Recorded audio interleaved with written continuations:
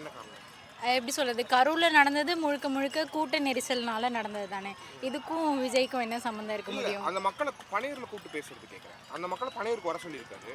அங்க போகாம அங்க போய் பேசிக்கலாம் இல்லையா? அது ஒருவேளை அங்கே போனால் ஏதாச்சும் அஃபிஷியலாக ஏதாவது ப்ராப்ளம் நடக்கலாம்னு கூட நினச்சி தனியாக ப்ரைவேட்டாக இருக்கலாம்னு கூட நினச்சிருக்கலாம் அவர். வேறு எதுவும் ரீசனாக இருக்குன்னு அது தோணுது. சரின்னு நினைக்கிறீங்க? சரி கிடையாது. ஏன்னா ஒரு நிறைய விஷயங்களை அவங்க இழந்திருக்காங்க. ஸோ அவங்க வீட்டுக்கு போய் பேசுகிறது தான் கரெக்டான வேயாக இருக்கும்.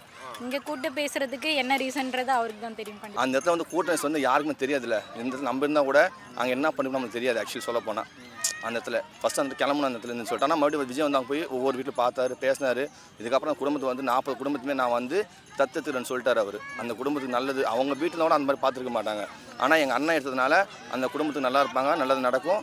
ஸோ வந்து அவங்களுக்கு பற்றி கவலைப்பட வேண்டிய அவசியமே கிடையாது. அவர் பார்த்துப்பார் அந்த வீட்டை. அது வந்து இப்போது அவர் வந்து பார்த்து ரெடியாக இருக்கார். பட் அவங்களுக்கு வந்து வர விடாமல் தடுக்கிறாங்க. சில கொஞ்சம் அது சொல்ல முடியாதுல்ல பர்சனலாக. அந்த மாதிரி வந்து கட்சி நிர்வாகங்கள் அவர் வெளியே போக தடுக்கிறாங்க அந்த இடத்துல. அவர் எப்பவுமே வர ரெடியாக இருக்கார். நான் வரேன்னு தான் சொல்கிறாரு.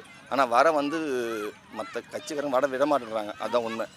அதான் அவர் பார்த்துப்பாருக்கு. அப்புறம் அது பிரச்சனை இல்லைக்கு அப்புறம் அவங்க அந்த குடும்பத்தை வந்து அவர் பார்த்து அதான் தன்னுடைய பிள்ளையாக அந்த வீட்டில் வந்து ஒரு அண்ணனா மகனா ஒரு நண்பனா எப்படி இருந்தால் அவங்க பார்த்துப்பாங்களோ அந்த மாதிரி வந்து அண்ணன் பார்த்துப்பார், அண்ணன் கட்சி பார்த்துக்கும். ஸோ அந்த குடும்பத்தை பற்றி கவலைப்பட வேண்டிய அவசியம் இல்லை.